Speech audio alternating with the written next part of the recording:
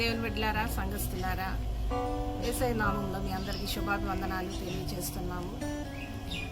ఈ జూలై మాసం అంతా చివరి ఆదివారానికి మనం ప్రభు అత్యంత కృపను బట్టి తీసుకుని వచ్చినందుకు దేవునికి స్తుతులు చెల్లించుకుంటున్నాను. ఈ చివరి ఆదివారము మరి దేవుని స్తుతించడానికి మందిరంలో చేరి మనం అందరం కలిసి దేవుని ఆరాధించడానికి దేవుడు ఇచ్చిన గొప్ప కార్యము కొరకు, ప్రణాళిక కొరకు దేవుని స్తుతిస్తున్నాము. గడిచిన మాసం అంతా ప్రభు మనల్ని కాపాడి సజీవ లెక్కలో ఉంచారు. దేవునికి స్తోత్రాలు చెల్లించుకుంటున్నాము. ప్రార్థన చేసుకుందాం. వాక్యం వినబోయే ముందు అందరూ తల్ల వంచి ప్రార్థన చేసుకుందాం. మహాపరిశుద్ధుడా, ప్రేమ కలిగిన నాయన, స్తుతులు స్తోత్రాలు స్తోత్రాలు ప్రభా. సర్వశక్తిమంతుడా, భూమి ఆకాశం సృజించిన వాడ, సర్వోన్నతుడ, మహోన్నతుడ, మహాగణుడైన దేవ, పరిశుద్ధుడు పరిశుద్ధుడు పరిశుద్ధుడు అని గాన ప్రతిగానంలో చేయబడుచున్నవాడ, సృష్టికర్తమైన దేవ, నీకే వందనాలు స్తోత్రాలు ప్రభా. ఈ జూలై మాసము చివరి ఆదివారం మమ్మల్ని తీసుకుని వచ్చిన దేవ, నీకు వందనాలు. సజీవ లెక్కలో మమ్మల్ని ఉంచినందుకు వందనాలు ప్రభా. ఈ ప్రపంచంలో ప్రభా నాయన తండ్రి, ఇదిగో నాయన ఎంతో మంది ప్రభా వైరస్ బారి ఎన్నో విధాలుగా ప్రభా నాయన నశించిపోతుండగా మమ్మల్ని ఇంకనూ మమ్మల్ని సజీవ లెక్కలో ఉంచి నీ దయను బట్టి, నీ కృపను బట్టి మమ్మల్ని జ్ఞాపకం చేసుకుంటున్న విధానం కొరకు మీకు వందనాలు స్తోత్రాలు చెల్లించుకుంటున్నాం. పరిశుద్ధాత్మడా నాయన, నాయన యోనా అయితే ప్రభా ఓడ అడుగుకు వెళ్ళి నిద్రపోతున్నాడంటే ప్రభా, మేము ఎక్కడ నిర్లక్ష్యముగా నిద్రపోతులుగా ఉండనివద్దు ప్రభా. మెలకు కలిగిన ఆత్మను దయచేయండి, భారము కలిగిన ఆత్మను దయచేయండి. ఆత్మల కొరకైన భారము మాకును దయచేయండి ప్రభా. ఎక్కడ తిండి వలన నిద్ర వలన కూడా ఐహిక విచారం పైన మేము ఉండక ప్రభా, అయా మెలకు కలిగిన ఆత్మను మాకు దయచేయండి. నీ సన్నిధి మాతో ఉంచండి ప్రభా. వాక్యం వినుచుండగా ప్రతి ఒక్క హృదయాన్ని మీరు తెరవండి, మాట్లాడండి ప్రభా. నాయనా తల్లి, మీరు ఏ మాట అయితే మాట్లాడుతున్నారో ప్రభా, ఆ మాటను మీరు స్వీకరించగలిగినట్లుగా మా హృదయాన్ని నాయన సిద్ధపరచండి ప్రభా. మంచి నేలను బట్టి విత్తనం వల్ల ఫలించుటకు నీ కృపను దయచేయండి. వాక్యం నాకు కాదని ప్రభా ఎక్కడ నిర్లక్ష్యముగా ఉండనివద్దు ప్రభా. ప్రతి ఒక్కరము నేను మోసుకుని వెళ్ళేవారిగా చేయండి. నీ ఆత్మతో నింపండి ప్రభా. అయా నాయన తండ్రి, ఇదిగో ఎవరైతే ప్రభా నాయన ఇదిగో ఈ కరోనా బారిన పడి ప్రభా బాధపడుతున్నారో వారిని జ్ఞాపకం చేసుకోనండి ప్రభా. వారికి ఒక నిరీక్షణ దయచేయండి, రక్షించండి ప్రభా. తండ్రి, వారి యొక్క బాధ నుంచి విడుదల దయచేయండి నాయన. ఇదిగో తండ్రి నాయన, మరణ పడక మీద ఉన్న పాలు యాంగిచో గారిని మీరు జ్ఞాపకం చేసుకుని ప్రభా, ఆ చిన్న బిడ్డ ద్వారా మీరు వాక్యము పంపించినప్పుడు ప్రభా విశ్వాసముతో ప్రభా నాయన తన యొక్క మరణ పడక నుంచి తను లెగిచి ఒక సేవకునిగా ఇప్పటికే సజీవముగా ఉండి పరిచర్య చేయించుండగా పరిశుద్ధాత్మడా దేవ, అటువంటి నిరీక్షణ, అటువంటి విశ్వాసము నాయన ప్రతి ఒక్కరికి దయచేయండి ప్రభా. మరణ పడకను పడి ఉన్న వారికి ప్రభా నీ కృపను దయచేయండి. నీ యొక్క ఆత్మతో నింపండి ప్రభా. నీ దాసుని కూడా బలపరిచి వాడుకోండి. నీ అభిషేకముతో నింపండి ప్రభా. వాక్యము ద్వారా మీరు మాట్లాడండి. నీ సన్నిధి మాతో ఉంచండి ప్రభా. ప్రతి ఒక్క చీకటి అంధకార శక్తులు యేసు నామములో లయపరుస్తున్నాం. దుష్టుని యొక్క ప్రతి ఒక్క ప్లాన్స్ని రద్దుపరుస్తున్నాం. మీ సన్నిధి, మీ ఆత్మ కార్యము జరిగించి మీరే మహిమ ఘనత ప్రభావం పొందుకోమని నజరేయుడైన యేసుక్రీస్తు నామములో ప్రార్థన చేస్తున్నాము తండ్రి. ఆమేన్. నీవే కృపాధారము త్రియేక దేవాన్ని పాడుకుంటున్నాం. దేవుని స్తుతిస్తూ మనం పాడుకుంటున్నాం. నీవే కృపాధారము త్రియేక దేవా, నీవే క్షేమాధారము నా యేసయ్యా. నీవే కృపాధారము త్రియేక దేవా, నీవే క్షేమాధారము నా యేసయ్యా. నూతన బలమును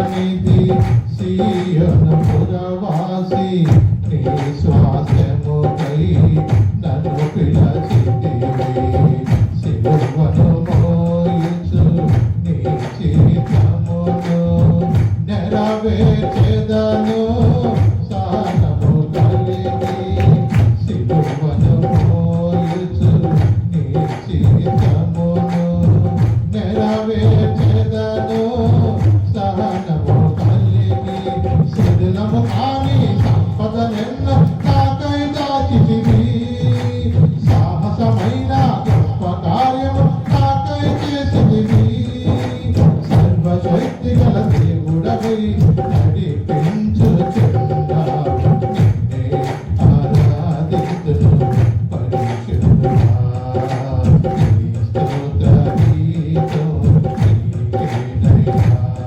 నిన్నే ఆరాధింతును పరిశుద్ధుడా నీ స్తోత్ర గీతం నీకేనయ్యా నీవే కృపాధారము త్రియేక దేవా నీవే క్షేమాధారము నా యేసయ్యా ప్రాకారములను దాటించితివి ప్రార్థన వినేడి పావనమూర్తివి ప్రాకారములను దాటించితివి ప్రార్థన వినేడి పావనమూర్తివి పరిశుద్ధులతో నన్ను నిలిపితివి నీ కార్యములను నూతన పరచి పరిశుద్ధులతో నన్ను నిలిపితివి నీ కార్యములను నూతన పరచి పావనమైన జీవన యాత్ర విజయమునిచ్చితివి పరమ రాజ్యముల నిలుపట కొరకు అభిషేకించితివి పావనుడా నా అడుగుల దారి స్థిరపరచినావు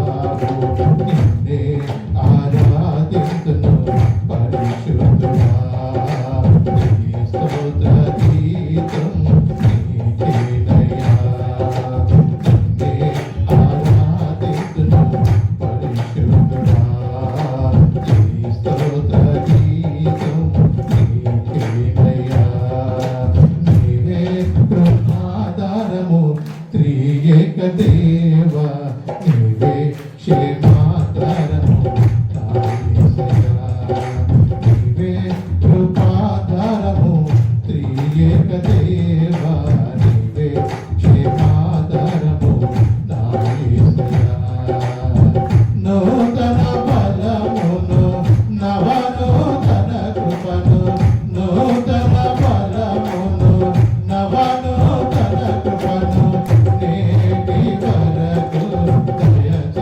దయచేయుచున్నావు నిన్నే ఆరాధింతును పరిశుద్ధుడా నీ స్తోత్ర గీతం నీకేనయ్యా నిన్నే ఆరాధింతును పరిశుద్ధుడా నీ స్తోత్ర గీతం నీకేనయ్యా నిన్నే ఆరాధింతును పరిశుద్ధుడా నీ స్తోత్ర గీతం నీకేనయ్యా నిన్నే ఆరాధింతును పరిశుద్ధుడా నీ స్తోత్ర గీతం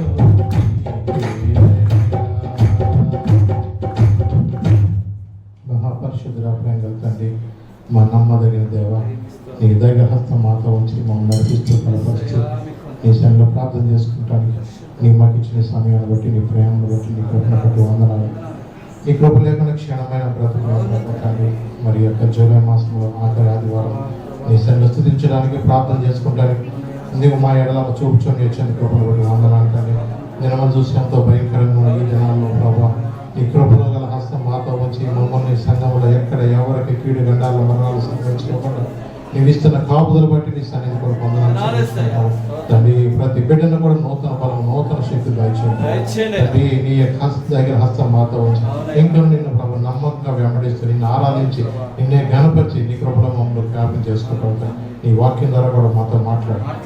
మా ఘనత నీకు ఆరోపిస్తూ ప్రతి ఒక్క ఆటంకాన్ని చెడిపించమని అండి వినగల చెవులు గ్రహించుకునే మనసు మాకు దయచి మహిమ ఘనత నీకు ఆరోపిస్తూ ఈ మనలో వేస్తున్నాము. కూర్చొని వచ్చేసి కొంచెం గ్యాప్ చూసుకొని మీరు కూర్చున్నప్పుడు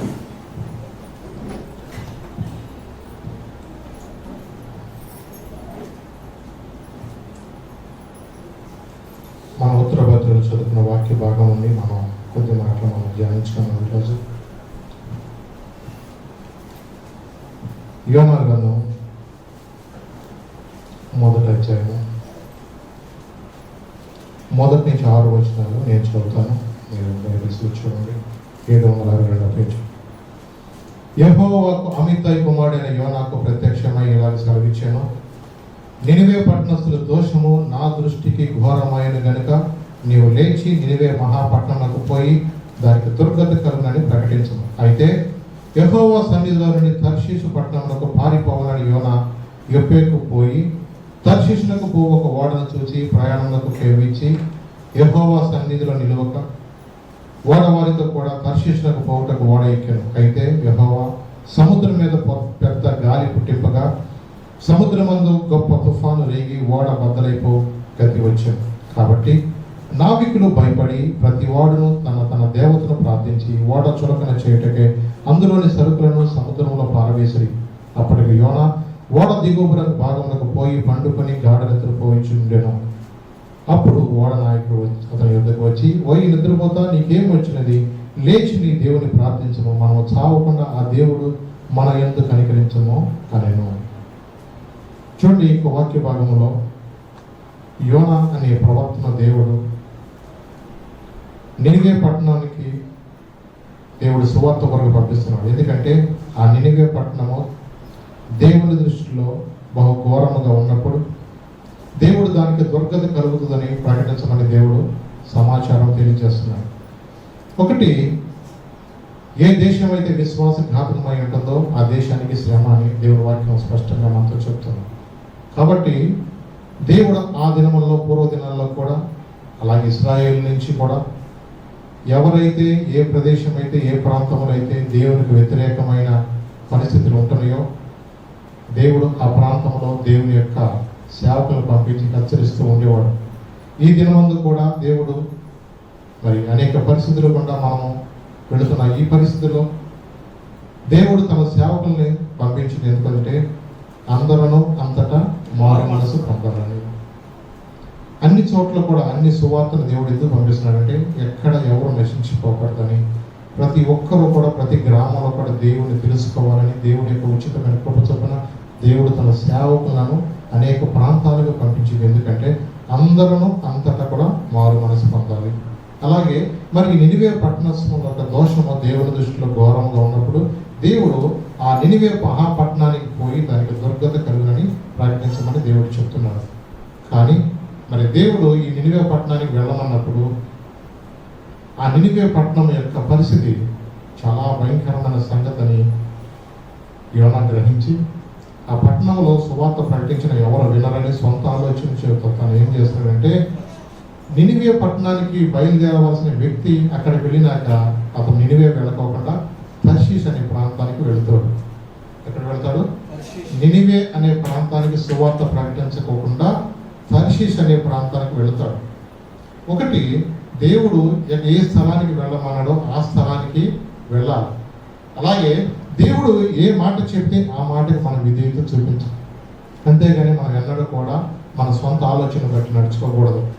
మరి ఆ ప్రాంత ప్రజల యొక్క భయంకరమైన పరిస్థితి దేవుడి దృష్టిలో చాలా, ఎందుకంటే దేవుడు ఆకాశం నుండి నరులందరూ కూడా పరిశీలించే దేవుడు, వారి వారి హృదయాలు ఎరిగిన దేవుడు, ఎలాగుంటున్నారో ఆయన ప్రతి ఒక్కటి చూస్తున్నాడు. అలాగే ఈ లాక్డౌన్ పరిస్థితుల్లో కూడా మనం ఎంతవరకు మనం ప్రార్థన చేస్తున్నామో, ఎంతవరకు మనం దేవుని ఆరాధిస్తున్నామో, ఎంతవరకు తిని నిద్రపోతున్నామో ఇవన్నీ కూడా దేవుడికి అన్నీ తెలుసు. చూడండి, దేవునికి తెలియదంటూ ఏమీ లేదు. కానీ ఎప్పుడైతే మరి యొక్క యోనా నినివే పట్టణానికి వెళ్ళకోకుండా తర్షీషుకు వెళ్తున్నాడో దేవుడు ఏం చేశాడంటే సముద్రమునకు చెప్పాడు. ఎందుకంటే దేవుడు గాలిని సముద్రాన్ని కూడా చెప్తాడు. సృష్టికర్త అయిన దేవుడు సమస్తం ఆయన లోపడతాయి. కాబట్టి ఈ సృష్టి యావత్తు కూడా దేవుని యొక్క మాట బట్టి. అందుకని యెషయా గ్రంథకర్త చెప్పాడు, ఆకాశం ఆలకించము, భూమి చేయలేదు, నేను పిల్లల్ని పెంచి పెద్దవారిగా చేసింది కానీ వారు నా మీద తిరగలేదు. అవును, గాడిద తన సొంత వారి దగ్గర తెలుసుకుంటుంది, ఎద్దు తన కామాన్ని నిలుపుతుంది, కానీ నా ప్రజలు యోచించట్లేదు. కానీ ఈ దినముల్లో చాలా దేవుని సృష్టి ప్రకారము ఈ కాలం అంతా కూడా నాకు నడుస్తుంది. మొన్నటిదాకా ఎండాకాలం అంతా కూడా బాగా ఎండలేసింది, కొన్ని ఎండలు అయిపోయింది అనుకున్నాం. మరి ఆటోమేటిక్గా ఎండాకాలం అయిపోగానే వర్షాకాలం వచ్చేస్తుంది. ఎందుకంటే సృష్టిలో దేవుడు వాటి కాలానికి దేవుడు నిర్ణయించాడు. మరి యొక్క వర్షాకాలం అయిపోతున్న సమయానికల్లా ఏమొస్తుంది, మళ్ళా శీతాకాలం వస్తూ ఉంటుంది. అంటే సృష్టిలో దేవుడు దానికి ఏమైతే నిర్ణయించాడో దాని ప్రకారము సృష్టి మొత్తం కూడా లోబడుతుంది. కానీ ఈ దినమున దేవుని యొక్క స్వరూపంలో సృష్టించిన మనుషులు మనకు సొంత ఆలోచనలు, నాకు అన్నీ తెలుసు అనే మనసు, దేవుడు ఎక్కడున్నాడే మనసు, ఇంకా వారి యొక్క ఆలోచనలు ఎక్కడెక్కడికో వెళ్ళిపోతుంది. కాబట్టి దేవుడు ఎవరు నశించిపోకూడదని, మనమందరము కూడా దేవుని యొక్క బిడ్డలుగా ఉండాలని దేవుని యొక్క సువార్త అనేక ప్రాంతాల్లో కనిపిస్తున్నాడు. అవునండి, దేవుని యొక్క ఉచితమైన కృప చొప్పున మరి ఈ రోజున కూడా మనం దేవుని ఆరాధించడానికి దేవుడు కృప చూపించాడు. నిజమే కదా, పరిస్థితులు ఎక్కడ చూసినా చాలా విషమంగా ఉంటున్న ఈ దినాల్లో కూడా దేవుని ఆరాధించుకునే భాగ్యము దేవుడు మనకు ఇచ్చాడు. ఈ రోజున చాలా మంది కూడా మరి ఇలాంటి పరిస్థితులు ఎక్కడ కనపడతలేదు. రానున్న దినంలో పరిస్థితులు ఎలా ఉంటాయో తెలియదు. ఒక క్రైస్తవుడిగా నీవు నేను చేయవలసిందంటే దేవుని యొక్క చిత్తము చేయాలి, దేవుని కొరకు నువ్వు వెళ్ళాలి. ఎందుకంటే పౌలు గారు చెప్పాడు, శ్రమైనను, కరువైనను, ఖడ్గమైనను, హింసైనను, ఉపద్రవమైనను, ఉన్నవైన రాబోయిను క్రీస్తు ప్రేమ నుండి ఏది మనలను. అవునండి, పౌలు గారు ఏ ప్రాంతానికి వెళుతున్నా సౌఖ్యంగా ఉంటుందని ఇప్పుడు చూసుకోలేదండి. దేవుని కొరకు ఏ ప్రాంతానికి వెళ్ళినా ఎన్నోసార్లు ఓడ బద్దలైపోయిన పరిస్థితుల్లో కూడా మరి పౌలు గారు అనేక పరిచయాలు దేవుని కొరకు వాడబడ్డాడు. అవునండి, దేవుడు తన సేవకుల్ని ఎన్నో కష్టమైన పరిస్థితులు కూడా సువార్తను ప్రకటిస్తున్నాడు. ఒక రక్షించబడిన వ్యక్తి ఇప్పుడు కూడా మౌనం ఉండడండి. తన ప్రాణం పోతున్నా సరే దేవుని కొరకు బ్రతకాలి, దేవుని కొరకు సువార్త ప్రకటించాలి. ఒకసారి మీకు ఎగ్జాంపుల్ కూడా మీకు చెప్పాను, టైటానిక్ ఓడ కూడా అది ఓడలో వెళుతున్నప్పుడు అది బద్దలైపోయి ఓడలో 1600 మంది చనిపోయిన పరిస్థితి. అలాంటి పరిస్థితుల్లో కూడా మరి అక్కడ దేవుని యొక్క రక్షణ పొందిన వ్యక్తి అతను మౌనంగా ఉండలేకపోయాడు. ఆ ఓడగే మారు మనసు పొందేవా, రక్షించబడ్డావా అని అనేక మందిని కూడా ఒక తనకున్న చక్కని ఆధారం చేసుకుని ఆ మంచులో చనిపోతున్న వారి దగ్గర కూడా వెళ్ళి సువార్త చెప్తున్నాడు. లేదంటే నీకు ఒక అవకాశం, ప్రభువుని క్షమాపణ అడుగు, ప్రభువుని క్షమాపణ అడుగు, దేవుని సన్నిధిలో వేడుకో. చూసారా, నిజమే, తన యొక్క రక్షించబడిన ఒక వ్యక్తి యొక్క హృదయంలో ఏం భారం అంటుందంటే నువ్వు రక్షించబడ్డావా. తన ప్రాణాలు లెక్క చేయరు, తన సౌఖ్యాన్ని కోరుకునే వ్యక్తిగా ఉండరు. చూసారా, నిజమేనండి, దేవుని కొరకు నువ్వు అలాగ వెళ్ళాలని దేవుని యొక్క ఆశ. ఒకవేళ నీవు గనక అలా వెళ్ళకపోతే నేను ఎలా తీసుకెళ్ళాలో ఆయనకు తెలుసు. నీకు గనక సొంత తెలివితేటలు ఉపయోగించి అక్కడికి ఎవరు వెళ్తారు, నేను ఇక్కడికి వెళ్తాను, అక్కడికి వెళ్తే సరిగ్గా భోజనాలు ఉండవు, అక్కడికి వెళ్తే సరిగ్గా సౌకర్యాలు ఉండవు అని చెప్పేసి నువ్వు వెళ్ళటానికి నేను ఇష్టపడలేదంటే నిన్ను ఎలా తీసుకెళ్లాలో ఆయన తెలుసు. ఎగ్జాంపులే ఈ యోనా. వాళ్ళ మాట వినరో నాకు తెలుసు, వాళ్ళ సంగతి తెలుసు అని చెప్పేసి ఈ యోనా ఎప్పుడైతే వెళ్ళకుండా ఉన్నాడో దేవుడు ఏం చేశాడంటే సముద్రానికి ఆజ్ఞాపించాడు. ఏంటి, సముద్రంలో గాలి లేపాడు, సముద్రం సూర్యగుండాలకు తిరుగుతూ ఉంది, పెద్ద గాలి వస్తుంది, సముద్రం ఎగిసి పడుతుంది, ఏం చేయాలో తెలియట్లా. ఓడ నావికులు ఎప్పుడు సముద్రంలో ఉండేవాళ్ళే, వాళ్ళకి అన్నీ తెలుసు. కానీ ఆ యొక్క సముద్రాన్ని గాలిని కంట్రోల్ చేయలేక వాళ్ళు ఏం చేయాలో అర్థం కాని పరిస్థితుల్లో వాళ్ళకున్న ఆలోచన బట్టి వాళ్ళు ఏం చేస్తారంటే ఓడను తేలిక చేసుకోవడానికి ఓడలోని సరుకంతా కూడా తీసి సముద్రం పాలు చేశారు. ఓడలోని సరుకంతా తీసుకెళ్ళి సముద్రం నుంచి బయట పడవేస్తున్నారు. అయినా సరే ఓడ మాత్రము ప్రమాద స్థాయిలోనే ఉంటుంది. ఏం చేయాలో అర్థం కావట్లా. ఎవరు కాలే వాళ్ళకి తెలిసినట్లుగా వాళ్ళు ప్రార్థన చేసుకుంటున్నారు. వాళ్ళకి తెలిసిన భక్తిలో వాళ్ళు ప్రార్థన చేసుకుంటూ దేవుని సన్నిధిలో వాళ్ళకున్న భక్తిని బట్టి వాళ్ళు ప్రార్థన చేసుకుంటూ వాళ్ళు చేస్తున్న పరిస్థితుల్లో ఏంటి, ఎందుకు ఇలా మనం బయలుదేరినప్పుడు కూడా ఏ హెచ్చరికలు లేవు కదా, అంత వాతావరణం బాగానే ఉంది కదా, ఎక్కడ ఎలాంటి మనకి మబ్బు కూడా కనపడలేదు కదా, ఎక్కడి నుంచి వచ్చింది ఈ గబుక్కుని వర్షం, దేనికోసం వచ్చింది, వాళ్ళు చాలా టెన్షన్ పడుతున్నారు. ఈ పరిస్థితిలో వాళ్ళు చూస్తున్నారు. చూడండి అక్కడ 4వ వచనంలో, అయితే యెహోవా సముద్రం మీదకి పెద్ద గాలి పుట్టింపగా సముద్రం మందు గొప్ప తుఫాను రేగి ఓడ బద్దలైపో గతి వచ్చును. కాబట్టి నావికులు భయపడి ప్రతి వాడును తన దేవతను ప్రార్థించి ఓడ సులభన చేయడానికి అందులోని సరుకులను సముద్రంలో పారవేసి అప్పటికి యోనా ఓడ దిగువ భావనకు పోయి పండుకొని గాఢ నిద్రపోయి ఉండేను. ఏం చేస్తున్నాడు? వాడ గాఢ నిద్రలో వెళ్ళిపోయాడు. మనం చూసారా? అప్పుడు వాడ నాయకుడు వచ్చి అతని యొద్దకు వచ్చి ఉన్నాడు, ఓ ఈ నిద్రపోతా, నీకేం వచ్చినది? నీవు లేచి నీ దేవుని ప్రార్థించము, మనం చావకుండా ఆ దేవుడు మన యందు కనికరించనేమో అని. నేను ఎవరు చెప్తున్నారు ఈ మాటలు? ఓడ నాయకుడు వచ్చే ఉన్నాడు, పోయి నిద్రపోతా. చూడండి, దేవుని ఎరగని వ్యక్తి వచ్చి అతను చెప్తున్నాడు. ఎందుకంటే ఈ రోజున ఉన్న పరిస్థితుల్లో కూడా ఎక్కడ చూసినా కేసులు ఎక్కువైపోతున్న ఈ దినాల్లో కూడా ఒక క్రైస్తవుడిగా నీవు నేను చేయవలసింది అంటే ఏం చేయాలి? ప్రార్థన చేయాలి, నిద్రపోవాలా? ఒకటి, మనం ప్రార్థన చేయవలసిన వ్యక్తులు మనం నిద్రపోతే దేశానికి ఎంతో నష్టం. క్రైస్తవునికి శత్రువులు బీజేపీ కాదు, బజరంగ దళం కాదు, ఆర్ఎస్ఎస్ కాదు. ఒక క్రైస్తవునికి శత్రువులు ఎవరో తెలుసా? నిద్ర, తిండి. ఎవరో ఒక క్రైస్తవుడికి శత్రువులు నిద్ర, తిండి. ఈ రెండు ఏం చేస్తుంది అంటే ఆ ప్రార్థనకు వచ్చినా నిద్రపోతారు. ఒకవేళ తిండి ఎక్కువైతే మనకు ఆటోమేటిక్ ఏమవుతుంది చెప్పండి? ఆదివారం ప్రార్థనకు వచ్చేటప్పుడు 4 ఇడ్లీలు లేదా 3 ఇడ్లీలు తినాలి. 6 ఇడ్లీలు తింటే ఏమొస్తుంది చెప్పండి? 4 గంటలు తింటే కూడా నిద్రే వస్తుంది. అందుకనే కడుపులో కొంచెం దాణా తగ్గించి మనం ఎప్పుడైనా ప్రార్థనకు వస్తే పురుగు పట్టులు రావు. ఒకటి, మనం నిద్రపోవటానికి వచ్చామో ప్రార్థన చేయడానికి వచ్చామా? ప్రార్థన చేయడానికి వచ్చాం. ఒక క్రైస్తవుడిగా నీవు నేను కనుక నిద్రపోతే దేశానికి ఎంతో నష్టం. దేవుడు నిన్ను నన్ను కూడా అనేక మంది కొరకు ప్రార్థన చేయడానికి దేవుడు నిలబెట్టుకున్నాడు. ఒక యోనాని దేవుడు సువార్త ప్రకటించడానికి దేవుడు యోనాని ఏర్పాటు చేసుకున్నాడు. నేను వెళ్ళాలంటే కుదరదు, నిన్ను ఎలా పంపించాలో నాకు తెలిసిన దేవుడు ట్రీట్మెంట్ కరెక్ట్గా ఇస్తున్నాడు. చూడండి, మనము ప్రార్థన చేయడానికి దేవుడు నీకు ఒక బాధ్యత అప్పగించాడు. నీ కుటుంబాల గురించి, అలాగే నీ యొక్క చుట్టుపక్కల ప్రజల కొరకు, నీ గ్రామం కొరకు, నీ బంధువుల కొరకు, నీ అన్నదమ్ముల కొరకు ప్రార్థన చేయవలసిన బాధ్యత నీకు అప్పగించాడు. నువ్వు ప్రార్థన చేయకపోతే కనుక వారు ఎలా రక్షణ పొందుతారు? మీ ఇంటి వారి కొరకు నీకు ఆ ప్రేమ ఉంటుంది. నువ్వు ఏ పరిస్థితిలో ఉన్నా సరే నీవు చేయవలసింది ఏంటంటే దేవుని సన్నిధిలో మనం ప్రార్థన చేయాలి. నీ కుటుంబం కొరకు. రాహాబు అనే వేశ్య తన ఇంటి వారందరినీ కూడా ఏం చేసింది తెలుసా?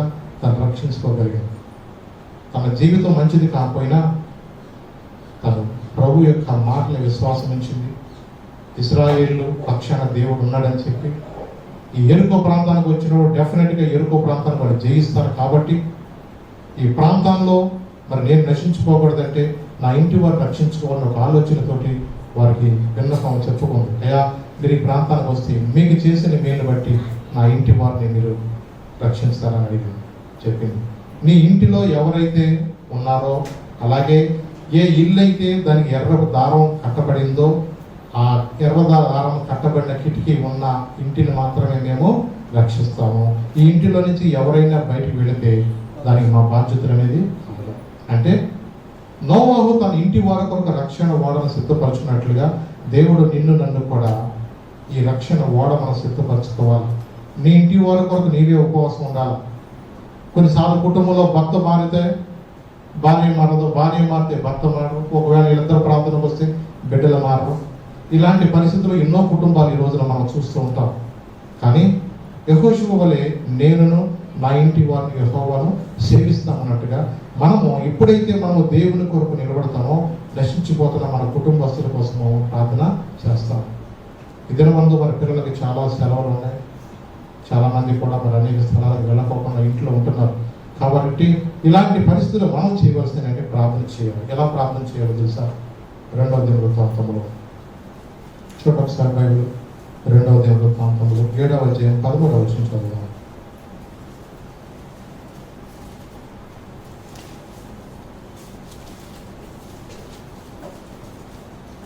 వాన కురియకుండా నేను ఆకాశమును మూసివేసినప్పుడే గాని, దేశమును నాశనము చేయుటకు మిడతలు సెలవిచ్చినప్పుడే గాని, నా జనుల మీదకి తెగులు రప్పించినప్పుడే గాని నా పేరు పెట్టబడిన నా జనులు తాము తగ్గించుకొని ప్రార్థన చేసి నన్ను వెదకి తమ చెడు మార్గములను విడిచిన యెడల ఆకాశం నుండి నేను వారి ప్రార్థనను విని వారి పాపమును క్షమించి వారి దేశమును స్వస్థపరచును.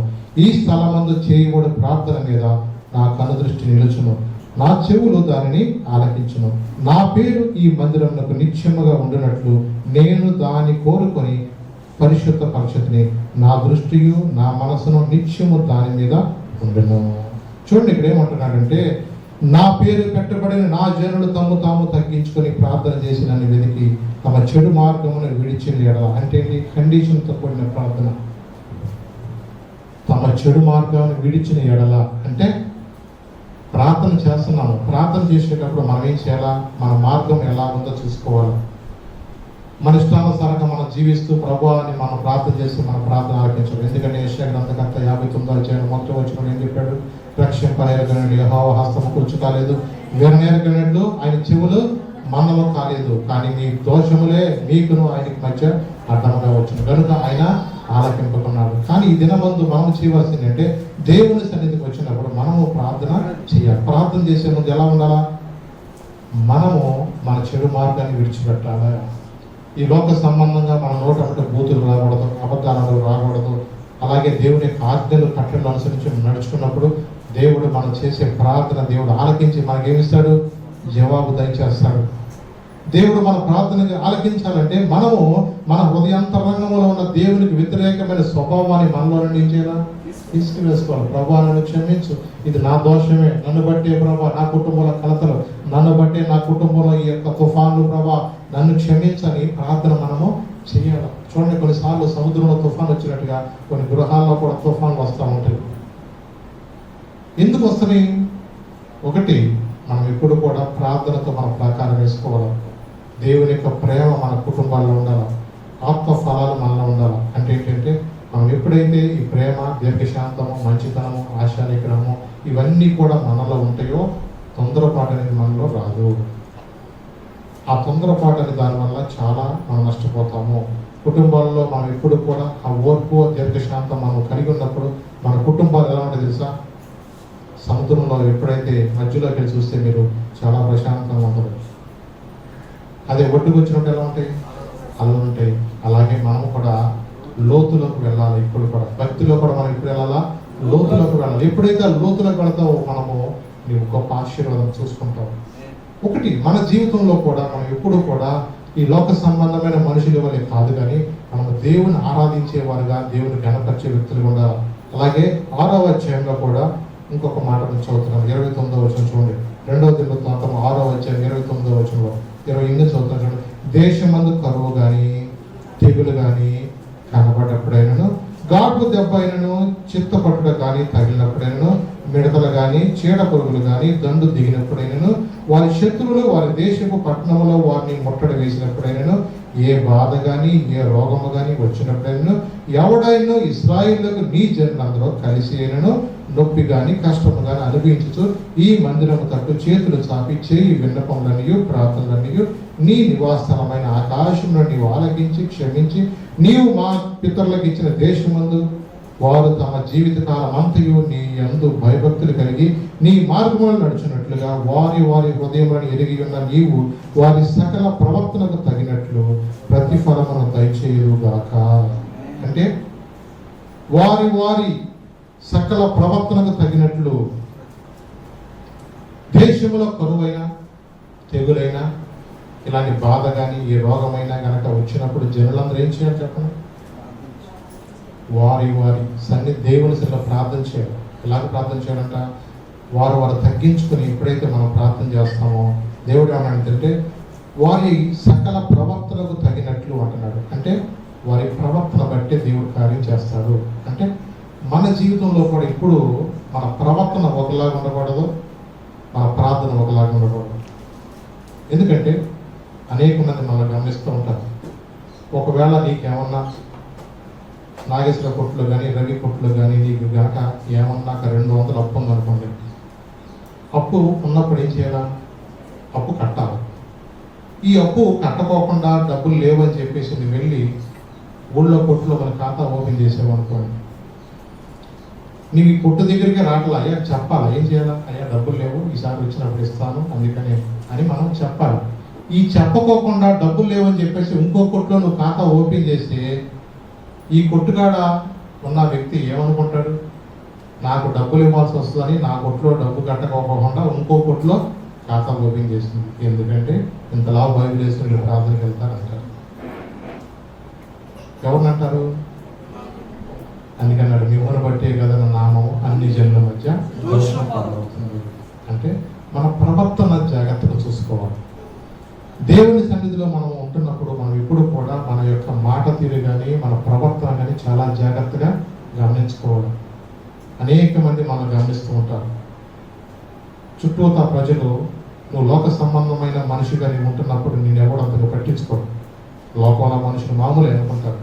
కానీ నువ్వు ప్రార్థనకు బైబిల్ వేసుకెళ్ళి నువ్వు బయలుదేరుతున్నప్పుడు నిన్ను అనేక మంది గమనిస్తూ ఉంటారు. నువ్వు ఎలా ఉంటున్నావో, నీ నడక ఎలా ఉంటుందో, నీ మాట తీరు ఎలా ఉంటుందో, నీ ప్రవర్తన ఎలా ఉంటుందో సమస్తం కూడా చూస్తూ ఉంటారు. అవునండి, దేవుడు చూస్తున్నాడు, అలాగే మనుషులు కూడా గమనిస్తూ ఉంటారు. మనం ఎన్నడూ కూడా దేవుని నామానికి అవమానకరంగా ఉండకూడదు. ఒక క్రైస్తవుడిగా నీవు దేవుని చూపించాలి తప్ప ఒక నిద్రపోతుగా, ఒక సోమరివాడిగా, ఒక నిర్లక్ష్యపరుడుగా, లోక సంబంధమైన మనుషులతో కలిసిపోవడానికి కాదు. కీర్తనకారుడు ఎంతగా చెప్పాడు, దుష్టుల ఆలోచన చొప్పున నడువక, ఆకుల మార్గం నిలువక, ఆశకులు కూర్చుని చోట కూర్చుంటాడు. ఇది ఎలా ఉండాలా? యెహోవా ధర్మశాస్త్రం ఆనందించు, యెహోవారాత్రి దాన్ని ధ్యానించేవాడుగా. అతని నీటి కాలంలో ఎవరు నాటబడినదే ఆకు వాడక తన కాలమందు ఫలమిచ్చు చెట్టు వలె ఉంటాడు. అవునండి, దేవుడు ఆయన యొక్క బిడ్డలుగా నీ వాక్యాన్ని ధ్యానిస్తూ ఉండాలి. ఏదో శ్రమ వచ్చినప్పుడు, కష్టం వచ్చినప్పుడు, బాధ వచ్చినప్పుడు దేవుని సన్నిధిలో మనం ప్రార్థన చేయడం కాదు. ఆ శ్రమ రాకోకుండా మనం ఏం చేయాలి? మొదట నీ గృహం చుట్టూ ప్రాకారం వేసుకోవాలి. అందుకని 127 కీర్తనలో యెహోవా పట్టణమును కాపాడని ఎడల దానికి కావలి కాయవారు మేలుకు నిండుట. దేవుడు కనుక కాపాడకపోతే మనం ఏమీ చేయలేము. ఈ పరిస్థితుల్లో ఎక్కడ చూసినా ఇలాగ విస్తరిస్తున్న ఈ దినాల్లో నీవు వేసుకోవాల్సింది తెలుసా? ఆ గొర్రె పిల్ల రక్తాన్ని కంచిగా వేసుకోవాలి. ప్రార్థన ప్రాకారం వేసుకోవాలి. అవునండి, మహోన్నతుడి చాటును నివసించబడే సర్వశక్తిని నీ పక్కన 1000 మంది పడినా, నీ కుడి పక్కన 10,000 మంది పడినా అపాయం నీ ఎద్దకు. అలాంటి గొప్ప దేవుడు మనం కలిగి ఉన్నప్పుడు మనం చేయవలసింది ఏంటంటే దేవుని సన్నిధిలో నీ ప్రవర్తన జాగ్రత్తగా చూసుకొని, ప్రభావ నేను నీ బిడ్డల ప్రభావ నీ చిత్తానుసారంగా నడిపించు. ఒక నిద్రపోయేవాడు నేను ఉండకూడదు. ఒక క్రైస్తవుడిగా అనేక మంది కొరకు నేను ప్రార్థించే వ్యక్తి ఉండాలి ప్రభావ. నశించిపోతున్న ప్రజలయ్యా, మా దేశంలో ఇప్పటికీ లక్షల్లో ప్రభావ ఎన్నో కేసులు ఈ దినంలో పెరిగిపోతున్నాయి ప్రభావ. ఈ ప్రపంచం అంతా భయపడిపోతున్న ఈ దినాల్లో ఒక ప్రార్థన యోధుడిగా నన్ను చేయి ప్రభావ. నువ్వు చేయవలసింది తెలుసా? ఆ ప్రార్థన. అవునండి, ఒక ప్రార్థించే క్రైస్తవుడిగా నేను లేకపోతే దేశానికి ఎంతో నష్టం. మనం ప్రార్థించే క్రైస్తవుడిగా మనం ఉండాలా. అనేక మంది కొరకు మనం ప్రార్థించే వ్యక్తులు ఉండాలా. నువ్వు దేవుడు, ఎందుకంటే నీ ప్రార్థన ఆలకించి జవాబు ఇచ్చే దేవుడు అండి. అందుకని నా పేరు పెట్టబడి నా జన్లు తగ్గుతాము తగ్గించుకొని ప్రార్థన చేయమన్నాడు. మనం ఎప్పుడైతే ప్రార్థన చేస్తామో దేవుడు తప్పకోకుండా మన ప్రార్థన ఆలకిస్తాడండి. ఇంకొకటి కూడా చెప్తున్నాను మీకు, నిర్గమకాండంలో చూడండి ఒకసారి 15వ అధ్యాయం 26వ వచనంలో కూడా ఇక్కడ ఏముందంటే, మీ దేవుడైన యెహోవా వాక్కును శ్రద్ధగా విని ఆయన దృష్టికి న్యాయమైనది చేసి ఆయన ఆజ్ఞలకు విధేయులై ఆయన కట్టలన్నింటిని అనుసరించి నడిచిన ఎడల నేను ఐగుప్తుని కలుగజేసిన రోగములలో ఏది మీకు రానివ్వను, నిన్ను స్వస్థపరిచే యెహోవాను నేనే అని. చూడండి ఇక్కడ ఏమన్నంటే, మీ దేవుడిని యెహోవా వాక్కును శ్రద్ధగా విని, దేవుని యొక్క మాటలు శ్రద్ధగా వినాలి. మనం వచ్చినప్పుడు మనం శ్రద్ధగా విన్నప్పుడు ఏమంటండి ఇక్కడ, ఆయన దృష్టికి న్యాయమైనది చేసి. ఎవరి దృష్టికి? ఇప్పుడు ఏందైనా వాక్య భాగంలో నినివే పట్టణస్థుల దోషము దేవుని దృష్టికి ఎలా ఉంది? దేవుని దృష్టిలో చాలా ఘోరం. ఘోరం అంటే ఏంటి? నేరాల ఘోరాలు కాదు. దేవుని దృష్టిలో చాలా భయంకరమైన పరిస్థితుల్లో ఉంటున్నారు వాళ్ళని చూసినప్పుడు దేవుడు నిజంగా ఈ ప్రాంతంలో ప్రజలను నాశనం చేయాలని దేవునికి ఆ సొదొమ గొమొర పట్టణాన్ని నాశనం చేసినట్టుగా అది జ్ఞాపకం వస్తూ ఉంటుంది. కానీ దేవుడు ఆ రోజున ప్రమాణం చేశాడు.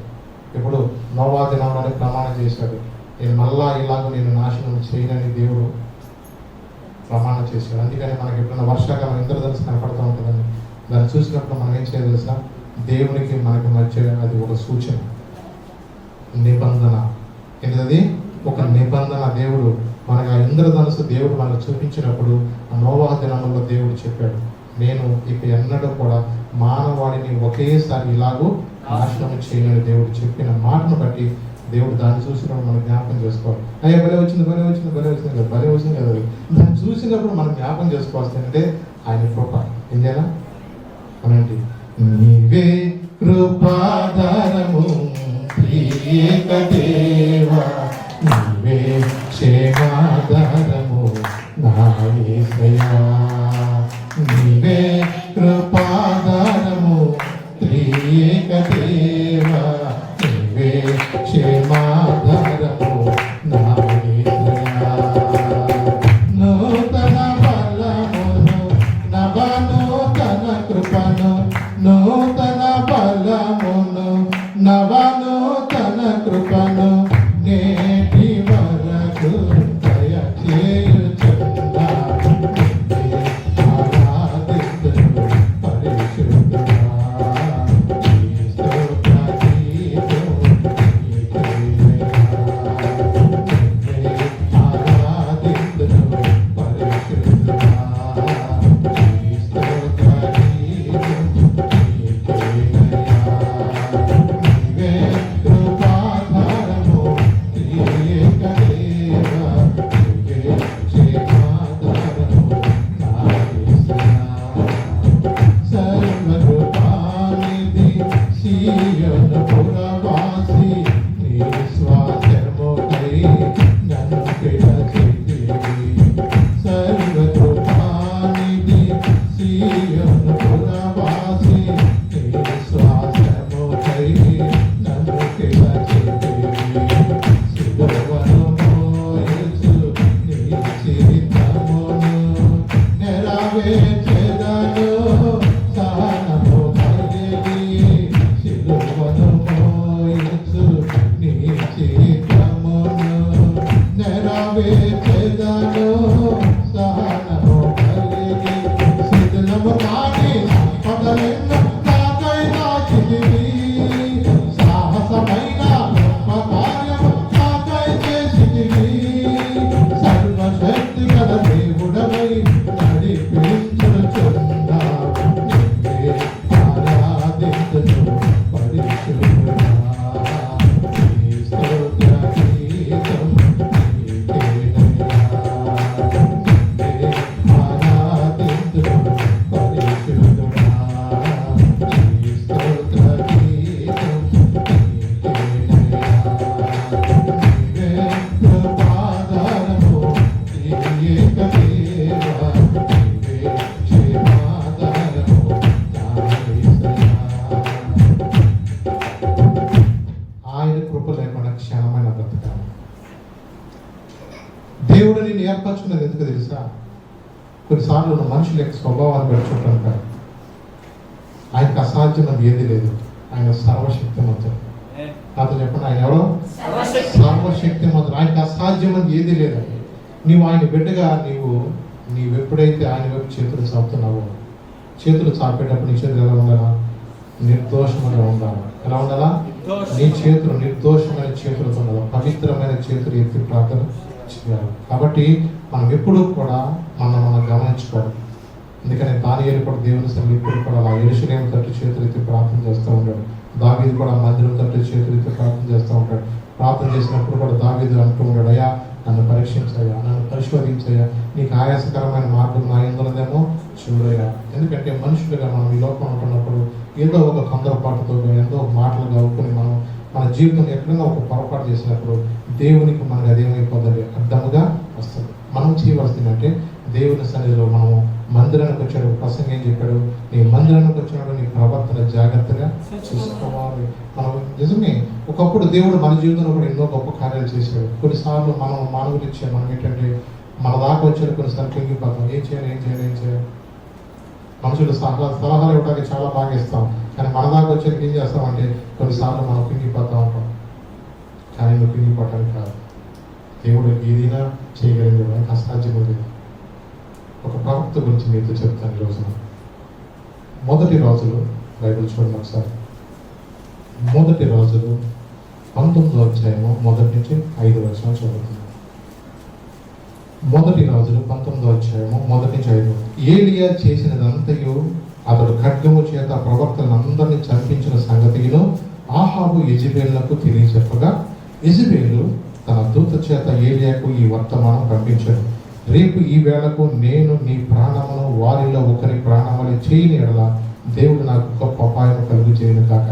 కాబట్టి అతడు ఈ సమాచారం తెలుసుకుని లేచి తన ప్రాణము కాపాడుకున్నట్టుకై పోయి యూదా సంబంధమైన బేర్షెబాకు చేరి అచ్చట ఉండమని తన దాసునితో చెప్పి, తాను ఒక దిన ప్రయాణము అరణ్యంలోనికి పోయి ఒక బదరి వృక్షం కింద కూర్చుండి మరణాపేక్ష గలవాడే, యెహోవా, నా పితరుల కంటే నేను ఎక్కువ వాడను కాను, ఇంత మట్టుకు చాలును, నా ప్రాణము తీసుకునమని ప్రార్థన చేశాడు. అతడి బదరి వృక్షము కింద పరుండి నిద్రించుతుండగా ఒక దూత వచ్చి అతన్ని ముట్టి, నీవు లేచి భోజనము చేయమని చెప్పాను.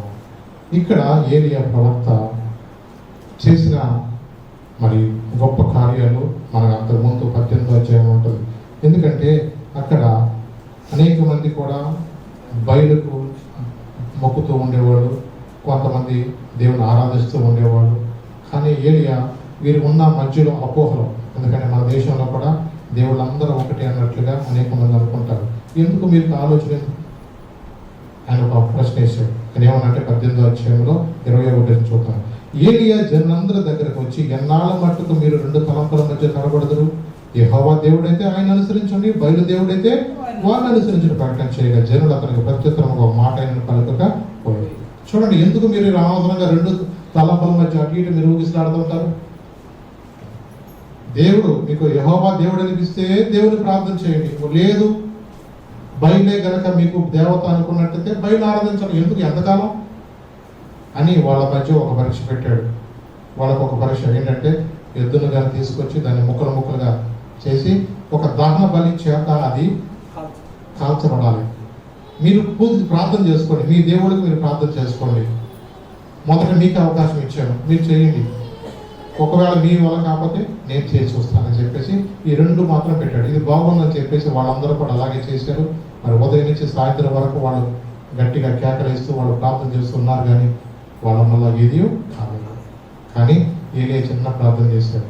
సరే, ఇప్పుడు వరకు అరిసింది చాలు, కేకలేసింది చాలు, ఇవన్నీ చాలు అని చెప్పేసి నాకు ఒక్కసారి ఆయన తీసుకుని ఎడ్డును కూడా రెండు వాటిని కట్ చేసి వాటిని ఏం చేశాడు, నీళ్లతో కూడా కప్పివేసాడట అంతా కూడా. చూడండి, అక్కడ ఏముందంటే 33 కట్టెలను క్రమంగా పేర్చి ఎద్దులను తునకలుగా చేసి ఆ కట్టెల మీద ఉంచి జనులు చూచుండగా మీరు 4 తొట్ల నిండా నీళ్లు నింపి దహనబలి పశువుల మీదను కట్టెల మీదను పోయడని చెప్పాను. అది అయిన తరువాత రెండవ మారు ఆ ప్రకారమే చేయడం చెప్పగా వారు రెండవ మారు అలాగే చేశారు. మూడవ మారు చేయడం కాదు, మూడవ మారు చేసినప్పుడు ఆ నీళ్లు బలిపీఠం చుట్టూ పొర్లి పారాను. మరియు అతడు కందకం నీళ్లతో నింపాను. అస్తమైన నైవేద్యం అర్పించే సమయం ఆ ప్రవక్త ఏలియా దగ్గరకు వచ్చి ఇలాగ ప్రార్థన చేశాను. యెహోవా, అబ్రహాము, ఇస్సాకు దేవా, ఇశ్రాయేలు దేవా, ఇశ్రాయేలు మధ్య నీవు దేవుడుగా ఉన్నావనియు నేను నీ సేవకుడై ఉన్నాననియు ఈ కార్యములని నీ సెలవు చేత చేసినవనియు ఈ దినమున కనబరచును. యెహోవా, నా ప్రార్థన ఆలకించుము. యెహోవా అయిన నీవే దేవుడుగా ఉన్నావనియు నీ వారి ప్రార్థనలను నీ తరపునకు తిరగజేయవనియు నీ జనులకు తెలియనట్లుగా నా ప్రార్థన అంగీకరించను. అతను ఈలాగూ ప్రార్థన చేయించుండగా యెహోవా అగ్ని దిగి దహన బలి పశువులను కట్టెలను రాళ్లను బొక్కిని దహించి కందకమందున్న నీళ్లను ఆరిపోచేశాను. చిన్న ప్రార్థన. అబ్రహాము, ఇస్సాకు, యాకోబుల దేవా, నీవు నా దేవుడుగా ఉన్నావని వీళ్ళకి తెలియబడినట్లుగా నీవు ఆకాశం నుండి అగ్నిని పంపించు. అవునండి, చిన్న ప్రార్థన చాలు. ఒకటి మనం అనుకోవచ్చు దీర్ఘ ప్రార్థనలే మనం చేయాలని కాదు, కానీ నీ హృదయం యథార్థం అన్నప్పుడు చిన్న ప్రార్థన చాలు. నీ యథార్థమైన హృదయం బట్టి దేవుడు చిన్న ప్రార్థన దేవుడు ఆలకించే దేవుడు. నీ కష్టంలో నీ బాధల్లో ఉన్నప్పుడు కూడా నువ్వు చేసే ప్రార్థన దేవుడు నీ ప్రార్థన తప్పకుండా ఆలకిస్తాడండి. అవునండి, నీలో ఉన్న మొదట ఉండవలసింది అంటే విశ్వాసం ఉండాలి. ఏముండాలా? మొదట మనలో విశ్వాసం ఉండాలి. దేవుడు చేస్తాడు, డెఫినెట్గా చేస్తాడు. నువ్వు నమ్ము. ఎందుకంటే మార్కు 16:17 కూడా నమ్మే వారి వల్ల ఈ సూచక్రియలు కనబడతాయి. నీలో కూడా అవిశ్వాసం కొన్నిసార్లు వస్తూ ఉంటుంది, కొన్నిసార్లు నీలో అనుమానం ఉంటా ఉంటుంది. ఎందుకు ఇప్పుడు మనం చూసాం కదా, ఈ ఏలియా ప్రవక్త ఎంత గొప్ప ప్రార్థన పరుడుగా ఉండి ఈ బయలు ప్రవక్తను వీళ్ళందరూ కూడా చంపివేసిన పరిస్థితుల్లో యెజెబెలు అంటది ఆహాబు చెప్పిన మాటను బట్టి రేపటికల్లా ఏమన్నాడు, ఈ వేళకు నీ ప్రాణము కూడా వాటిలో ఒకటి వల్లే చేయని దేవుడు నాకు గొప్ప అపాయం కలుగు చేయను కాక అని ఒక మాట చెప్పిన స్త్రీ యొక్క మాటను బట్టి పారిపోతాడు ఏలియా. ఎందుకు పారిపోతాడు? ఆయన కూడా ఒక మనిషే కాబట్టి కొన్నిసార్లు మనిషిలో ఈ పిరికితన ఆత్మ కూడా కొన్నిసార్లు ఉంటూ ఉంటుంది. ఇంత సాహస కార్యం చేసిన వ్యక్తిలో కూడా కొన్నిసార్లు ఆ పిరికితనం వెలువడి చేస్తూ ఉంటుంది. నిజమే, కొన్నిసార్లు నిన్ను బట్టి నీవు చూసుకోకూడదు. ఎవరిని బట్టి చూడాలి చెప్పండి? దేవుని బట్టి మనం ఎప్పుడు కూడా ధైర్యం వెళ్ళాలి తప్ప మనల్ని బట్టి మనం చూసుకోకూడదు. మన మనుషులమే. సామాన్యంగా రాజు తలుచుకుంటే దెబ్బలు కొద్దువ అన్నట్టు అంటారు. రాణి తలుచుకున్న ఏదైనా చేయగలదు. కానీ ఆహాబ్ అనేవాడు ఇశ్రాయేల్ రాజు అయ్యింది కూడా మరి లోక సంబంధమైన మనుషులతో కలిసిపోయి విగ్రహారాధనలో ఉంటున్న వ్యక్తి. కానీ దేవుని యొక్క ప్రవక్తగా దేవుని కొరకు రోషంగా నిలబడవలసిన వ్యక్తి ఏలియా ఏం చేసి తెలుసా? పారిపోయాడు. అందుకని యాకోబు పత్రికలో ఏలియా గురించి రాయబడిందంటే ఏలియా కూడా మన వంటి స్వభావం గల మనుషుడే. ఎవరో? ఏలియా కూడా మన వంటి స్వభావం గల మనుషుడే. కొన్నిసార్లు మనం ప్రార్థన చేసి ఏ స్థలాలు అప్పాలని పోయి కొన్నిసార్లు రోగాలు జ్వరాలు పోతా ఉంటాయి. కొన్నిసార్లు మన దాకా వచ్చి కొన్నిసార్లు వచ్చడానికి పోద్ది అంటావా, డాక్టర్ గారి దగ్గరికి వెళ్ళాలంటావా, కంకిపాడు వెళ్ళాలంటావా, బంధురాలు వెళ్ళాలంటావా, విజయవాడ వెళ్ళాలంటావా. కొన్నిసార్లు మన ఆలోచన కూడా రకరకాలుగా వెళ్తా ఉంటాం. ఒకటి, ఆ దినమందు నీ జీవితంలో చేసిన కార్యమును ఈ దినమందు కూడా చేయగలిగిన మనం ఏం చేయాలా? విశ్వసించాలి. ఆ దినమందు చేసిన దేవుడు ఈ దినమందు కూడా నీతో చేస్తాడు. అందుకని దావీదు జ్ఞాపకం చేసుకునేవాడు. ఎందుకు? అయా, గొర్రెల దొడ్డులో నేను ఉంటున్నప్పుడు ఆ గొర్రెలకు తీసుకువెళ్ళడానికి వచ్చిన ఎలుగుబంటు కానీ అలాగే సింహాలు కానీ చేర్చడానికి శక్తి నువ్వు ఇచ్చావు కదా ప్రభా. అలాగే ఈ సున్నత లేని ఫిలిష్యుడు వీరు కూడా వాటిలో ఒకటి వలె అవుతాడని యుద్ధం యెహోవాదని వెళ్ళలేదు తప్ప యుద్ధం నాదని వెళ్ళలేదు. ఈ రోజున మనము కూడా చేయవలసిందంటే యుద్ధం ఎవరిది? ఆయన చూసుకుంటాడు. మన పక్షాన్ని యుద్ధం చేసేవాడు ఆయన. నువ్వు ఏదైనా సరే, ఏ శ్రమ రాని, ఏ అవనాన్ని, కరోనా కానీ దాన్ని ఖతం చేసేయచ్చు. ఎలాగే?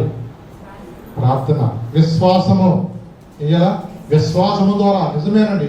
నీ జీవితం, నా జీవితంలో కూడా ఈ కరోనా కొంతమంది వచ్చిన కూడా ఏంటంటే భయపడి చచ్చిపోతారు ముందు. కొంతమంది ఏమన్నా తెలుసా? ఇది వైరస్ కాదు బ్యాక్టీరియా అని కూడా కొంతమంది స్టేట్మెంట్ ఇస్తున్నారు.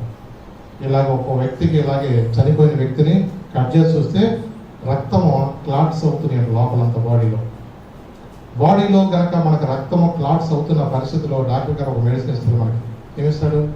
ఆస్పిరిన్ లేకపోతే ఎకోస్పిరిన్ కానీ క్లోపిలేట్ అని ఇలాంటి మెడిసిన్స్ ఇస్తూ ఉంటారు. సింపుల్గా మెడిసిన్ అది. ఒకవేళ ఆ కనుక మీకు ఆ లక్షణాలు కనపడినా ఆ యొక్క ఎకోస్పిరిన్ కానీ ఆస్పిరిన్ కానీ ఆ బెల్లం వేసుకుంటే తగ్గిపోతుంది. ఒకటి ఏంటంటే తెలుసా, ఇంకా ఎన్నో రకాలుగా మనకు ట్రీట్మెంట్ ఇవ్వడానికి చాలా ప్రయత్నాలు చేస్తూనే ఉన్నారు. కానీ మనలో ఉండవలసింది మొదట విశ్వాసం ఉండాలి. ఏముండాలా? విశ్వాసం ఉండాలి. మనం ధైర్యంగా ఉండాలా. ఎందుకంటే ఇప్పుడున్న పరిస్థితులు బట్టి ఎక్కడ చూసినా, ఏ ప్రాంతంలో చూసినా బహుగా విస్తరిస్తున్న ఈ దినాల్లో మనం భయపడవసరం. జ్వరం వస్తే భయపడతారు మీరు ఏమన్నా?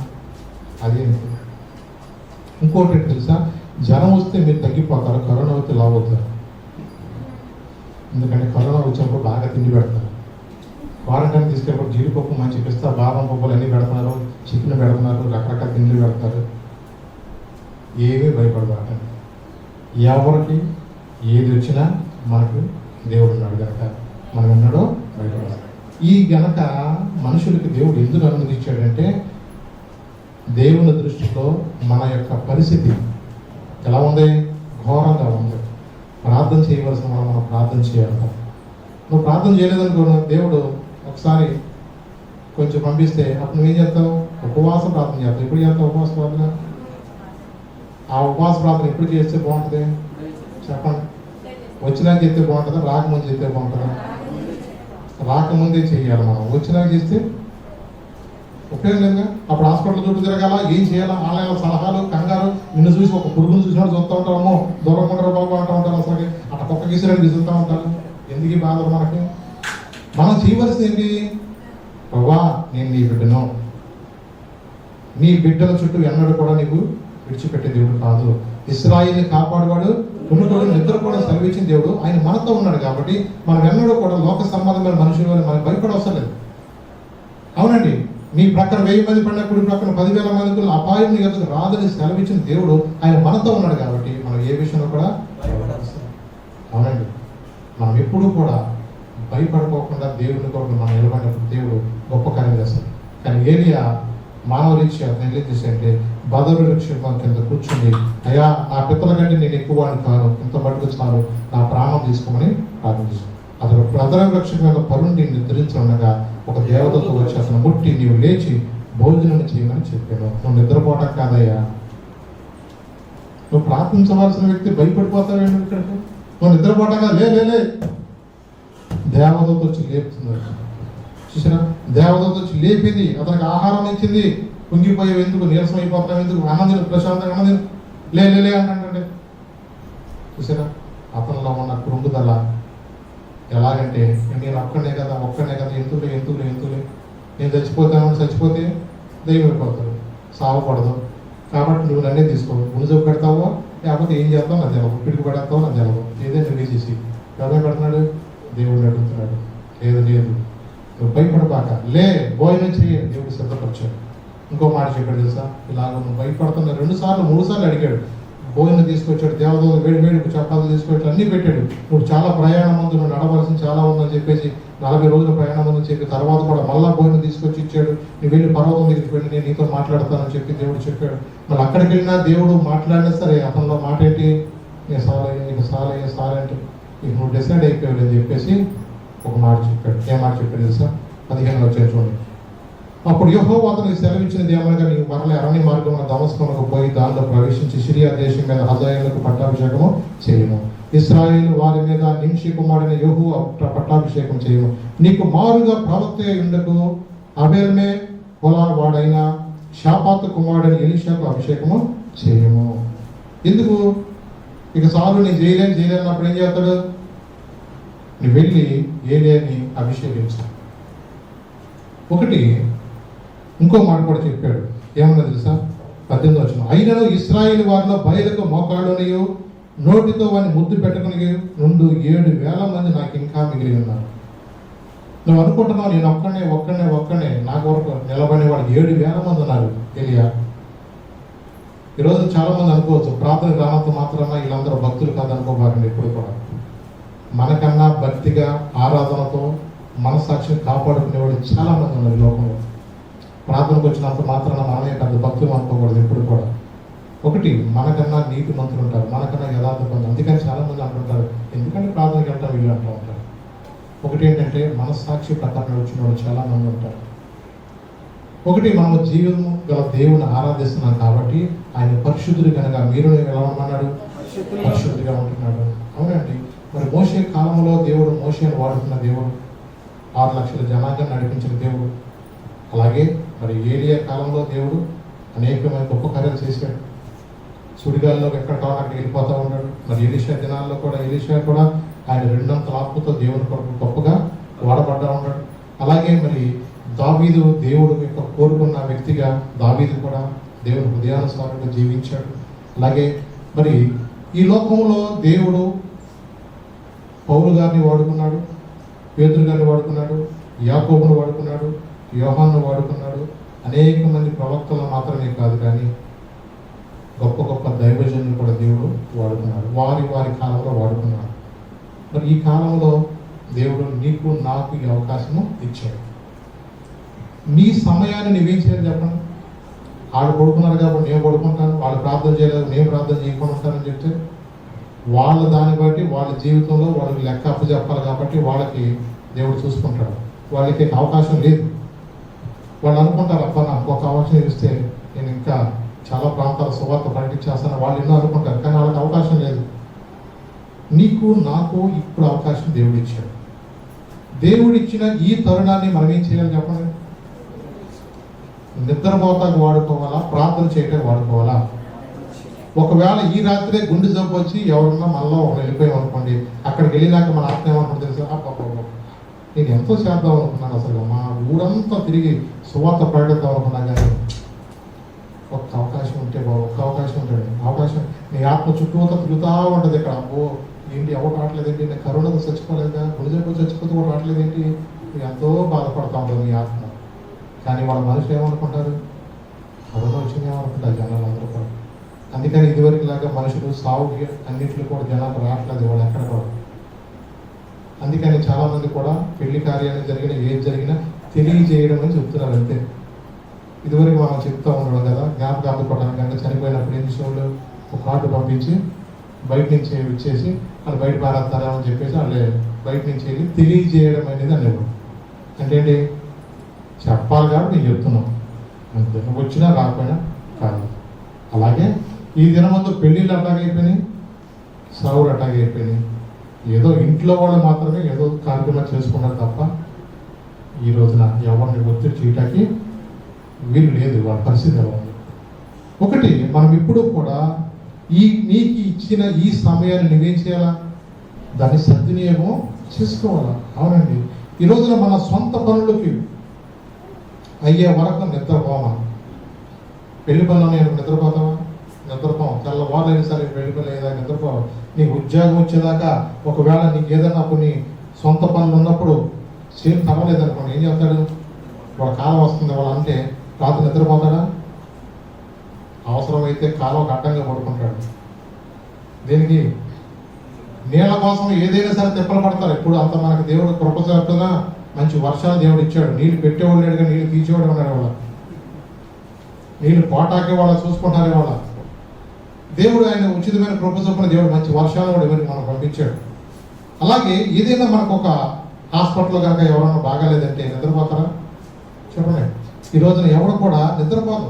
ఒకవేళ చేను కనుక కుప్పయ్యాలనుకోండి, రాత్రి ముబ్బట్టింది అనుకోండి, కాసేపు ఏం చేస్తారు,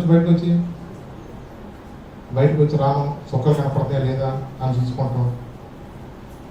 వాళ్ళ మొబ్బు అనుకోండి, లోపల కొడుకున్నప్పుడు ఏం చేస్తాం, ఏసయ్యా ఏసయ్యా ఏసయ్యా అన్నాడు. ఎప్పుడు దాకా? నీ కుప్ప అయ్యేదాకా నిద్రపోదు. అది గొప్ప పడేదాకా నిద్రపోవు. ఎందుకు? నీ కళ్ళన్నీ ఎక్కడుంటాయి? అప్పుడు ఆకాశం వైపు చేతులు సాగుతావు. ఏసయ్యా ఏసయ్యా, నువ్వు వర్షాన్ని ఆపించాయి, వర్షాన్ని ఆపోయా, నీ దాసులమయ్యా, నీ బిడ్డలమయ్యా. రేపు నుంచి చూడండి, మనం ఎప్పుడు కూడా ఆయన బిడ్డలుగా ఆయన కొరకు మనం జీవించాలి తప్ప మనం ఎన్నడూ కూడా ఒక నిద్రపోయే క్రైస్తవుడిగా మనము ఉండకూడదు. అందుకని కీర్తనకారుడు ఒక మాట చెప్పాడు. 132వ కీర్తన చదువుదాం. 5వ వచనం.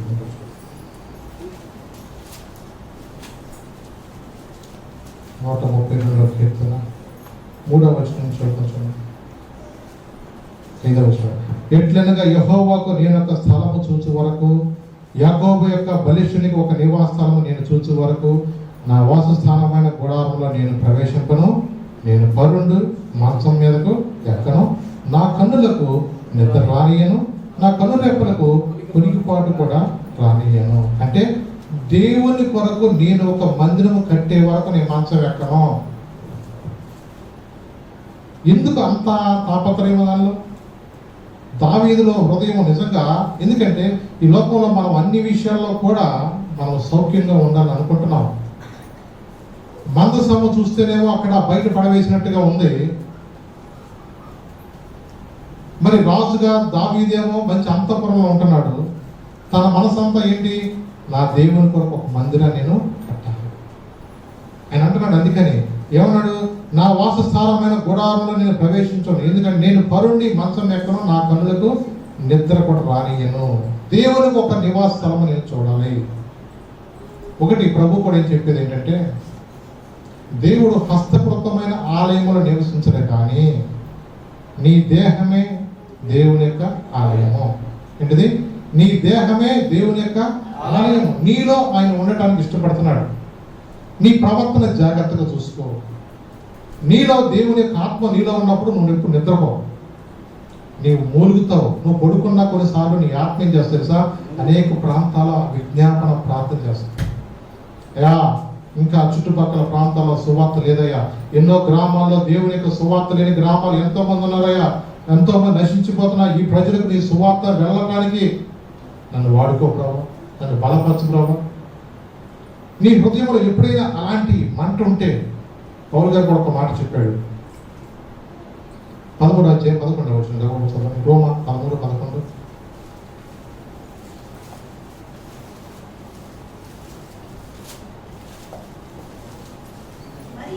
మరియు కాలము నెరిగి నిద్ర మేలుకొని వేళ అయినదని తెలుసుకుని అలాగూ చేయడి.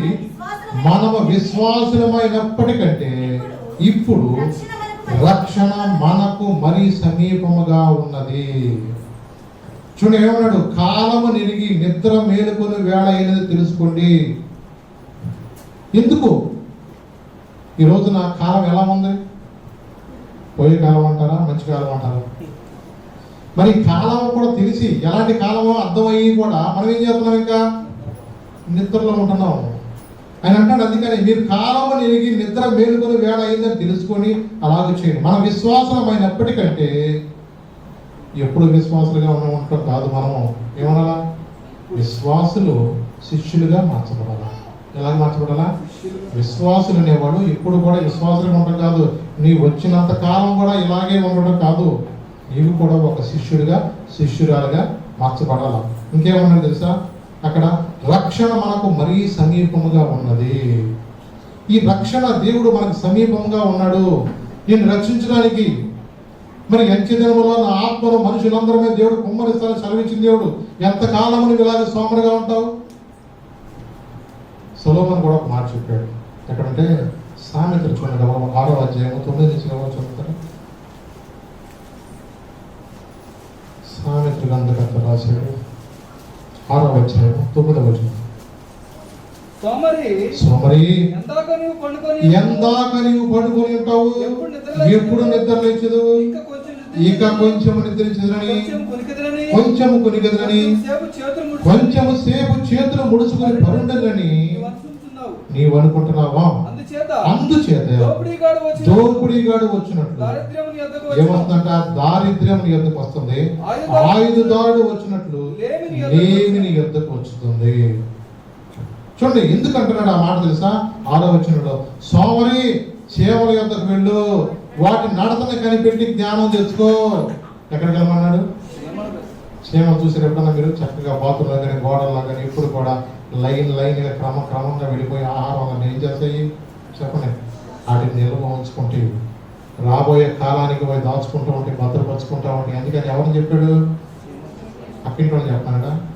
మనవాడు సేవలో చూసి వెళ్తున్నాడు. అందుకని ఎప్పుడు కూడా దేవుడు చెప్పిన వాక్యాన్ని నేర్చుకోవాలి తప్ప చూడలే ఆ కూర వండుతుందంటే ఇక్కడ దాకా వాసన వస్తున్నావు అనుకో, నీకు మెరిటే ఏదో మేరకు వచ్చింది. ఎవరు చూసుకోవాలా? నువ్వు సేవలు చూసుకోమన్నాడు దేవుడు తప్ప పక్కింటి వాళ్ళు ఎక్కడ వండుతున్నారో, వాళ్ళు ఎక్కడ ఉన్నారో, వీళ్ళు ఎక్కడ ఉన్నారో అనవాక. ఎందుకు వచ్చింది? లేనిపోయి తెప్పలు తెచ్చుకున్నట్టే. సేవలతో గురించి ఏమైనా నేర్చుకుంటే ఏమైనా తప్పు ఉండదా? పోనీయండి, నేర్చుకున్నాం. ఆడికున్న జ్ఞానం మనం లేదు. అవి చూడండి చక్కగా మోసిపోతుంది, దానికన్నా బరువు పోతున్నాయి. నేనే మొయ్యలేకపోతున్నాను. పొలం పోతే ఏమంటే నువ్వు రావాల్సి వస్తుంది, నేను మొయ్యలేకపోతున్నాను. మన పిల్లలు ఇంట్లో ఉన్నాం, కొడుకునే ఉన్నాం. మరి వానాకాలం వచ్చేస్తుంది, గడకలా తడిసిపోతున్నాయి. ఓ పక్కన పొలలేమో తడిసిపోతున్నాయి. ఇవన్నీ మనం ఏం చేయప్పుడు తెచ్చుకోవాలా? రేపొద్దున కరోనా అంటున్నారు, లాక్డౌన్ అంటారు, ఏం తెలియదు, మనం దాచుకోవాలి. ఇవన్నీ వాటిని చూసి నేర్చుకోండి. మీరు ఎవరు చూసి నేర్చుకోవాలి? సేవలు చూసి నేర్చుకోండి. అందుకని పక్కింటి చూసి నేర్చుకోవాలా? చెప్పండి. ఆ మాట మాత్రం రాని రాకండి, లేనిపోయి చెప్పలు తెచ్చుకోవాలి. ఒకటి, దేవుడు యొక్క వాక్యం సత్యం. ఆయన ఏమన్నాడంటే, అందుకని అంటాడంట, ఇప్పుడు ఎక్కువసేపు మనం పడుకుంటే చేతులు ముడిసి పోగొట్టే ఉన్నాడు, దోపిడిగాడు వచ్చినట్టు దారిద్ర్యం నీ యొద్దకు వచ్చును. ఎలా వస్తుందంట? దరిద్రం ఎందుకు వచ్చిందంట? నువ్వు నిద్రపోవడం వల్ల. ఇంకోటి ఏమంటాడు తెలుసా? ఆయుధదారుడు వచ్చినట్లు లేమి నీ యొద్దకు వచ్చు. లేమంటే ఏమి ఉండవు. అందుకని వండుకోకుండా నిద్రపోయామా, ఏం లేదు. చూడు కూరంటే చూడు, వండారు చూడు, ఒకసారి ఎత్తారు, 2 సార్లు ఎత్తారు. పద్దాకి ఎత్తారని పడుకుంటే చెప్పండి. చూడండి ఈ దినముల్లో మనం చాలా చాలా జాగ్రత్తగా ఉండాలి. మనం ఎప్పుడు కూడా నీ నిద్రే నీ జీవితానికి నష్టము, అనేక మందికి కూడా నష్టం. ఒకవేళ ఏదైనా పరిస్థితిలో అనారోగ్యం ఉన్న పరిస్థితిలో పడుకుంటే తప్ప సామాన్యంగా నువ్వు ఎప్పుడు కూడా అలాగే ఉండకూడదు. ఎప్పుడు కూడా దేవుడి వాక్యాన్ని మనం నేర్చుకోవాలి. ఇంకొక మాట కూడా మీకు జ్ఞాపకం చేస్తాము. అందుకని మత్తయి సువార్త 26వ అధ్యాయంలో 41వ వచనం చదువుతాం. మత్తయి సువార్త ప్రభు చెప్పిన మాట జ్ఞాపకం చేసుకుంటాం. 26వ అధ్యాయం 41వ వచనం. మీరు శోధనలోకి ప్రవేశించుకున్నట్లు ఏం చేయాలా? మెలకువగా ప్రార్థన చేయాలి. అంటే ఏ విధంగా ఎలాగ శోధన వస్తుందో మనకి తెలియదు, ఎలాంటి పరిస్థితుల్లో మనం వెళ్ళాలో మనకు తెలియదు. అందుకని మనం చేయవలసింది ఏంటంటే, పౌలు గారు చెప్పినట్లుగా తెస్సలోనికీ పత్రికలు కూడా చూడండి. ఆఖరి నేను మాట ముగిస్తున్నాను. తెస్సలోనికైలకు రాయబడిన పత్రిక 5వ అధ్యాయం 5వ వచనం చదువుదాం.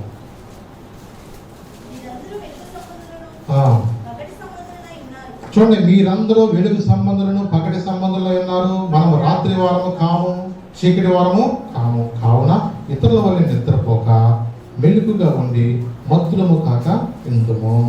ఏమన్నాడు ఇక్కడ? మీరందరూ వెలుగు సంబంధులను పగటి సంబంధులై ఉన్నారు.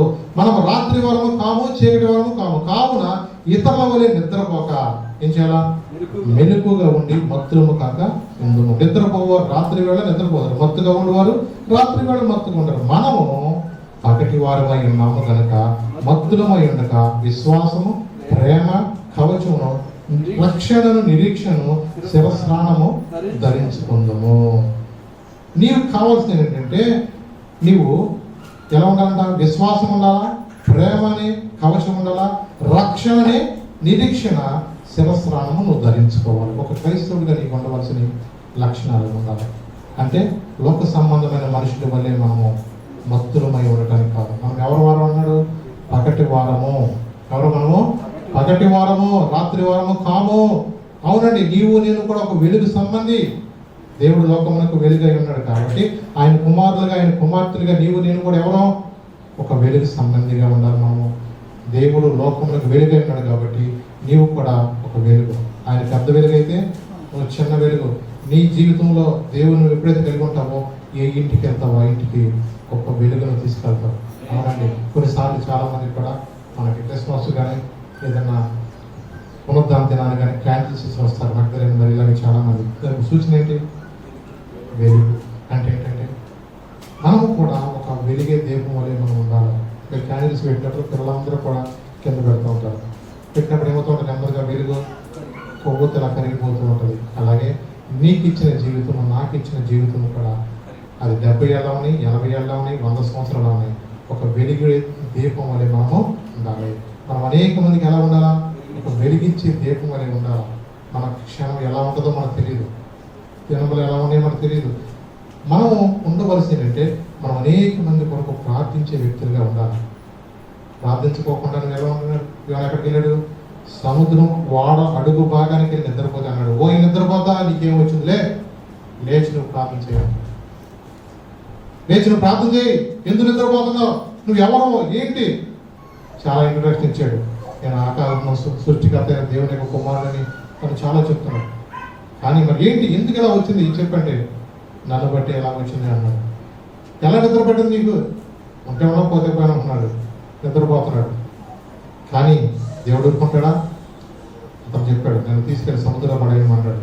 చీటీ వేసినా అలాగే వచ్చింది. వాళ్ళు కూడా పరిచయం చేసుకున్నారు. ఒక మనిషిని చంపినంత పాపం మా మీద రాకూడదు వాళ్ళు కూడా చెప్పుకొని సముద్రంలో పడవేసేది. వెంటనే ఏమైపోయింది? సముద్రం నిర్మాణం అయిపోయింది. అప్పుడు దేవుడు ఒక చేపకు ఆజ్ఞాపించాడు, మనవాడు వదిలితే అలాగే చచ్చిపోకూడదని చెప్పేసి, ఈ వ్యక్తిని ఎల్లకోకుండా మారా వేసిన వ్యక్తిని నేనే తీసుకెళ్తానని చెప్పేసి ఒక చేపకు తిమింగలని చెప్పి, ఆ తిమింగలం ఏం చేసిందంటే 3 రోజులు ప్రయాణం చేసి నినివే పట్టణాన్ని తీసుకెళ్ళి ఆ ఊరిలో వదిలిపెట్టింది. ఈ 3 రోజులు కూడా దేవుడు ఏం తెలుసా? చేప కడుపులో ప్రార్థన చేశాడు. ఎక్కడ ప్రార్థన చేశాడు? అదే ఓడలో ఏం చేశాడు? ఇప్పుడు ఎక్కడ ప్రార్థన చేస్తున్నాడు? చేప కడుపులో. మరి చేప కడుపులోకి వెళ్ళకూడదంటే ఏం చేయాలి చెప్పండి? దేవుని మాట వినాలి. మనకు కూడా ఏ నష్టమో కష్టమో వచ్చినాక ప్రార్థన చేయకముందే మనం ఏం చేయాలి? ప్రార్థన చేయాలి. కాబట్టి మీరు శోధనలోకి ప్రవేశించుకున్నట్టు మెలకువని ప్రార్థన చేయాలి. మనం ఎప్పుడైతే ప్రార్థన జీవితం కలిగి ఉంటామో దేవుడు అన్నది కూడా మనం విడిచిపెట్టి దేవుడు అవునండి. అదే యోనా 3 దినాల ప్రయాణం అంతా ఊళ్ళోకి వెళ్ళాడు, సువార్త ప్రకటించాడు. అక్కడ వెళ్ళినప్పుడు 40 దినంలో ఈ పట్టణం దుర్గత కలుగుద్దని దేవుడు చెప్పమంటాడన్న మాట చెప్పాడు. నేను అదేగా చెప్పన్నాడు, ఇంకా చెప్పన్నాడా? ఆ మాట చెప్పాడు. వాళ్ళందరూ కూడా చేసినా తెలుసా? గోనె కట్టబట్టుకుని ఉపవాసం ఉండి ప్రార్థన చేసి తాము తగ్గించుకున్నప్పుడు దేవుని యొక్క కృపను పొందాడు. అవునండి, ఈ సువార్తను ఇవ్వటానికి దేవుడు నిన్ను నన్ను కూడా పిలుచుకున్నాడు. ఈ మాటలు చెప్పటానికే నువ్వు వెళ్ళి మరియమ్మ గురించి మాటల గురించి చెప్పవసరంలా, నా చదువులు ఆదాయం చెప్పవసరంలా. నీ బ్రతుకులో ఏం చేశాడో దేవుడు, నీ జీవితంలో ఎలాంటి అద్భుతం జరిగించాడు ఆ విషయం చెప్పడానికే దేవుడు నిన్ను బ్రతికించాడు. నేను చెప్పలేనయ్యా, నేను వెళ్ళానంటే నేను ఎట్ట పంపాలని తెలుసు.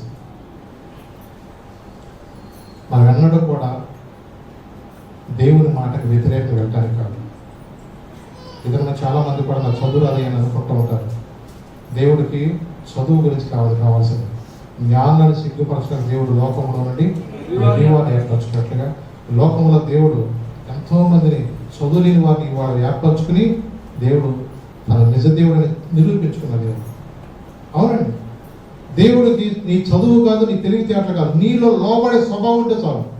దేవుని కొరకు బ్రతకాలని ఆశ ఆకలి తప్పినట్టు చాలు. ప్రభా నేనున్నా నన్ను పంపమని యెషయాలో నువ్వు చెప్పగలిగితే చాలు. దేవుడికి కావాల్సినది అంతే తప్ప నేను చేయలేనయ్యా, నా వల్ల కాదయ్యా నువ్వు సాకులు చెప్పడానికి కాదు. దేవుడు ప్రేమ కలిగిన దేవుడు. దేవుడు నిన్ను వాడుకుంటాడు, నన్ను వాడుకుంటాడు. ఈ లోకంలో ప్రతి ఒక్కరిని కూడా దేవుడు వాడుకుంటాడు. ఆయనకు అసాధ్యం అని ఏది లేదు. అవునండి, జీవము గల దేవుడు మనం కలిగి ఉన్నప్పుడు ప్రభు కూడా ఒక ఉపమానం చెప్పాడు. నాకు చెప్పడానికి సమయం లేదు కానీ మత్తయి సువార్త 25వ అధ్యాయంలో బుద్ధి గల కన్యకులు, బుద్ధి లేని కన్యకులు. ఈ బుద్ధి గల కన్యకులు ఏం చేశారు? వాళ్ళ నూనెను సిద్ధపరచుకున్నారు. బుద్ధి లేని కన్యకులు వారి నూనె అంతా అయిపోయినప్పుడు లేదని వాళ్ళు బయటికి వెళ్ళారు. వాళ్ళు అనుకున్న గడిలో ఏమైంది? దేవుని యొక్క రాకడ అనేది జరిగింది. కాబట్టి దేవుని యొక్క రాకడలో మనమందరము ఎత్తబడాలంటే మనం ఎలా ఉండాలా? సిద్ధపాటు మనము కలిగి ఉండాలా. ఆయన రాకడ దినాలు ఇవన్నీ కూడా జరుగుతున్న ఈ దినాల్లో మనం ఇంకా నిద్రపోవడానికి కాదు, మనం మెలుకు కలిగిన వారంగా పగటి వారముగా ఆయన కడబోర శబ్దం విన్నప్పుడు మనము ఎత్తబడే వారిగా మనం ఉండాలంటే మనం ఎప్పుడూ కూడా మెలుకు కలిగిన ఆత్మను మనము కలిగి ఉండాలి. మనం అనేక మందికి దీవెనకరంగా వాడుకుంటాడు. మరి ఆ దినములలో దేవుడు అనేక మంది సేవకులను వాడుకున్నట్లుగా ఈ దినములలో నీకు నాకు ఇచ్చిన బాధ్యతను మనం ఏం చేయాలి చెప్పండి? దేవుని కొరకు నిలబడాలి.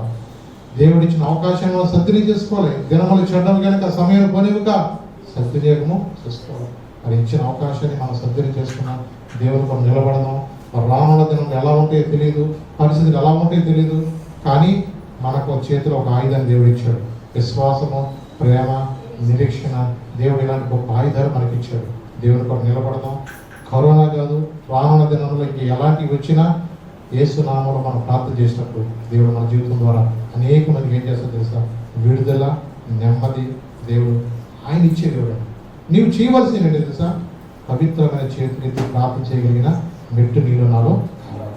దానికి కావాలంటే మనం చూసుకోవాల్సింది ఏంటంటే పవిత్రమైన హృదయం, మంచి మనస్సాక్షి ఏమన్నా నీ నోటి మాటలు ఆయన హృదయ ధ్యానము ఆయన దృష్టి కలగల అంగీకారంగా తప్ప మన ఇష్టానుసారంగా మనం ఉంటూ మన ఇష్టానుసారంగా మనం పడుకుంటా ఇంకా లేచుకోకూడదు. చిన్న ప్రార్థన చేసుకున్నాం. ప్రభు ఇచ్చిన సమయాన్ని మనం సద్వినియోగం చేసుకున్నాం. ప్రభు నేను నాకు ఇచ్చిన ఈ అవకాశాన్ని మరి నేను సద్వినియోగం చేసిన జ్ఞానం నాకు దయచేయి. మరి ఎంతోమంది ఈ దినముందు అయ్యా మంచి వాళ్ళు మాకన్నా యోగ్యులైన వారు మాతో లేరు, కానీ మేము ప్రభా యోగ్యులమని కాదు, కానీ నీవు ఇచ్చిన గొప్ప కృపను బట్టి మమ్మల్ని అందరూ కాపాడుచు, మమ్మల్ని అందరూ సజీవులతో కాపాడుతున్న యేసయ్య నీ సన్నిధికే నీ ప్రేమగా వందనాలు. ఆయన నా జీవితాన్ని నీ చేతులకు అప్పగిస్తున్నాను. నా వయసులో మనం ప్రార్థన చేసుకున్నాం. మనం తగ్గించుకుని ప్రభావ నా జీవితాన్ని ప్రభావ నీ చేతులకు అప్పగిస్తున్నాను. ప్రభావ నేను ఇంకనూ ప్రభావ నేను దుఃఖపెట్టే వ్యక్తిగా ఉండనివద్దు ప్రభావ. ఒక యోనా వలె నిద్రపోయేవాడికి నేను ఉండనివద్దు ప్రభావ. అయా ఒక ప్రార్థించే క్రైస్తవుడిగా నేను ఉండాలి ప్రభావ. అనేక మందికి దీవెనకరమైన వ్యక్తిగా, అనేక మందికి ఒక ఆశీర్వాదకరమైన వ్యక్తిగా నేను ఉండాలి. కానీ ప్రభావ తండ్రి నన్ను క్షమించి నీ బిడ్డగా ప్రభావ నేను బ్రతకడానికి సహాయం చేయాలి. అయినా నీ బిడ్డను ప్రభావ ఒక్కసారి నేను జ్ఞాపకం చేసుకున్నాను. చిన్న ప్రార్థన చేసుకున్నాం. హృదయాల్లో చిన్న ప్రార్థన చేసుకున్నాం. మహాపరిశుద్ధుల ప్రేమ గల తండ్రి మన నమ్మదగిన దేవా, నీ దయగల హస్తం మాతో ఉంచి మమ్మల్ని నడిపిస్తూ బలపరుస్తూ నీ పాదాల దగ్గర ప్రార్థన చేసుకుంటాను. నీవు మాకు ఇచ్చిన సమయాన్ని బట్టి వందనాలు తండ్రి. ప్రభావ నీవు అన్నడూ మమ్మల్ని దాటిపోయి యేసయ్యా నీ సన్నిధికి నీ ప్రేమ వందనాలు తండ్రి. దినదినము మమ్మల్ని ఆత్మలో లేవనెత్త ప్రభావ తండ్రి. అనేక మంది కొరకు ప్రార్థించే వారిగా సహాయం చేయండి. అనేక మంది కొరకు విజ్ఞాపన చేసే బిడ్డగా సహాయం చేయండి. నువ్వెన్నడూ ప్రభావ మనం విడిచిపెట్టే దేవుడు కాదు ప్రభావ తండ్రి. అందరి హృదయాన్ని చూస్తున్న దేవుడు ప్రభావ. అయ్యా నీవే మా తండ్రి, నీవే మా దిక్కు ప్రభావ. నీ కృపలో మమ్మల్ని అందరూ జ్ఞాపం చేసుకుని ప్రభావ సమస్తము చూస్తున్న దేవుడు కాదు ప్రభావ. ఎక్కడ ఎవరు విడిచిపెట్టదు ప్రభావ. ఈ దినాలు చూసి ఎంతో భయంకరమైన ఈ దినాల్లో ప్రభావ నీవే మా తండ్రి మమ్మల్ని నడిపించాయి. యేసయ్యా నీవు మా తండ్రి ప్రభావ, నీవే మా దిక్కయ్యా. నీవే మా తండ్రి ప్రభా, మమ్మల్ని దాటిపోవద్దు ప్రభా తండ్రి నాయన. దినదినము ప్రభా అనేక మంది కొరకు ప్రార్థించే వారికి సహాయం చేయండి, ఆత్మల కొరకు ప్రార్థించే వారికి సహాయం చేయండి అయ్యా. నీ సన్నిధిలో మేము ఇంకా విజ్ఞాపన చేసి ఆత్మ మాకు దయచేయండి. దోషులు వేస్తున్న ప్రతి ప్లాన్ నుంచి మమ్మల్ని తప్పించయ్యా, రక్షించు ప్రభా తండ్రి. మేలుకోగలిగిన ఆత్మ మాకు దయచేయండి, మమ్మల్ని ఇంకా లోతైన సరస్వచ్చి నడిపించే ప్రభా అయ్యా. ఇది వాక్యం మా హృదయంలో ఫలింపు చేయడం అనేక ఆత్మల కొరకు ప్రార్థించే వారికి సహాయం చేయండి అయ్యా. ఆయన పిరికి వారిగా మేము ఉండనివద్దయ్యా తండ్రి. ఏలియా కూడా మీ వంటి మనుషుడే ప్రభా, నిజమే ప్రభా. కొన్నిసార్లు పరిస్థితుల్లో ప్రభా ఆయన కొన్నిసార్లు ఎన్నో గొప్ప కార్యాలు చూసిన మేము కూడా కొన్నిసార్లు అవిశ్వాసంలో కుంగిపోతూ ఉంటాం ప్రభా. ఆయన పొందిదల మాలో రానివద్దయ్యా, ఒక నిరీక్షణ వారికి ఉండనివద్దు ప్రభా. నీ కొరకు ఎంతో రోషం కలిగిన భక్తిగా మాలో దయచే ప్రభా తండ్రి నాయన. అలాంటి భక్తి మాకు నేర్పించు ప్రభా, ఆ ప్రార్థన పట్టు మాకు దయచే ప్రభా. అనేక మందిగా విజ్ఞాపన చేసే ప్రార్థన మాకు దయచే. రానున్న దినములు ఎలా ఉంటే మాకు తెలియదు కనుక ప్రభా తండ్రి, మేము సంఘముగా ఏకీపించి ప్రార్థన చేసుకునే వారిగా అయ్యా ఇంకా గొప్ప కార్యాలు మేము చూడగలిగినట్లుగా మమ్మల్ని సిద్ధపరచండి, బలపరచండి. నీ దగ్గర వస్తే మాతో ఉంచి నీ దీవంతనివ్వమని ఈ మనలో చేస్తున్నాము వచ్చిన తండ్రి. ఆమేన్. వర్తమానం యూట్యూబ్లో వింటున్న ప్రతి బిడ్డను కూడా జ్ఞాపకం చేసుకొని వాటిలో కూడా ప్రతి ఒక్కరి హృదయాన్ని కూడా నాయన రగిలించు, మండించు ప్రభావ. ఆత్మల పట్టు జాగ్రత్తగా ప్రతి బిడ్డను కూడా సిద్ధపరచు. నీ రాకడ పర్యంతం నీవు మాకు ఇచ్చిన ఈ సమయాన్ని మేము సద్వినియోగం చేసుకుని అనేక ఆత్మలు సంపాదించేవారుగా నన్ను మమ్మల్ని అందరూ కూడా సిద్ధపరచండి. ప్రేమించి నీ కానుకలు దీవించి నీ సేవకులను వాడుకొని నూరంతో ఫలం వారికి దయచేయండి. ఈ దైవంతో మమ్మల్ని పంపించండి. ఎవరు బలహీనం ఉండవద్దు అయినా ఆయన చేసిన మేలును బట్టి మమ్మల్ని స్థితి చేయించుకుంటూ అయా నీ రాకడ పర్యంతం నీ కూడా నమ్మక జీవించేవారుగా సిద్ధపరచమని ఈ మనలో వేస్తున్నాము వచ్చిన మన తండ్రి అయిన దేవుని ప్రేమ, కుమారుని యొక్క కృప, పరిశుద్ధాత్మ అన్యుని సహవాసం ఇప్పుడు ఎల్లప్పుడూ ఆయన రాకడ పర్యంతం ఆయన కూడా నిలబడుతూ మెలకు కలిగిన ఆత్మకి అనేక మంది కొరకు ప్రార్థించేవారుగా, అనేక మంది కొరకు విజ్ఞాపనం చేసేవారుగా ప్రభు మనందరినీ సిద్ధపరచును కాక. ఆమేన్. దేవుడిని మనం దీవించండి. God bless you.